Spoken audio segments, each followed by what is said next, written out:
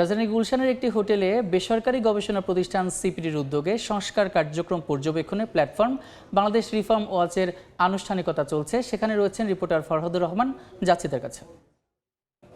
ফরহাদ, জুলাই অভ্যুত্থানের পর নতুন বাংলাদেশে নানা ধরনের খাতে সংস্কার কার্যক্রম পরিচালনা করার জন্য সরকার বেশ কিছু কমিটি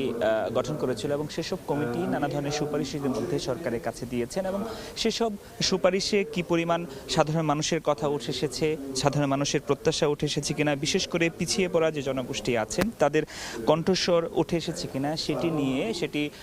পর্যবেক্ষণ করার জন্য centre for policy dialogue CPD এবং এসডিজি বাস্তবায়নে নাগরিক প্ল্যাটফর্ম বাংলাদেশের নতুন একটি প্ল্যাটফর্ম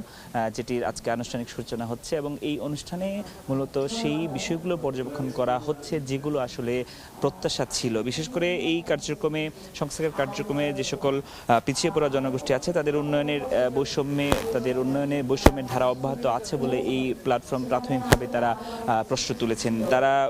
সেখানে সরকারের ইচ্ছাশক্তি যে থাকবার কথা ছিল এবং যতখানি বাস্তবায়ন করার প্রত্যাশা ছিল কিংবা পর্যবেক্ষণে যত টাকা দরকার ছিল সেটি নিয়েও তারা কিন্তু প্রশ্ন তুলছেন এবং তারা বলছেন যে এই পথ চলা তাদের চলবে। সামনে নির্বাচন এবং রাজনৈতিক যে সংকট এখন চলছে সেটিকে তারা বলছেন যে বাংলাদেশের উপর দিয়ে ঝড় বয়ে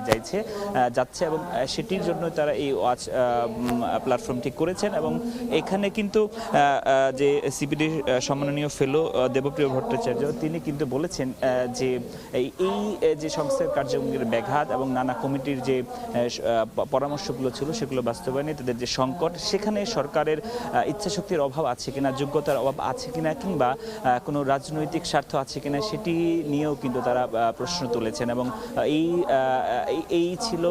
এখনকার মতো এই অনুষ্ঠানের আমার কাছে থাকা সবশেষ খবর। সিপিডি আয়োজিত বাংলাদেশ রিফর্ম ওয়াচ অনুষ্ঠানের বিস্তারিত খবরাখবর জানাচ্ছিলেন সহকর্মী ফরহাদ।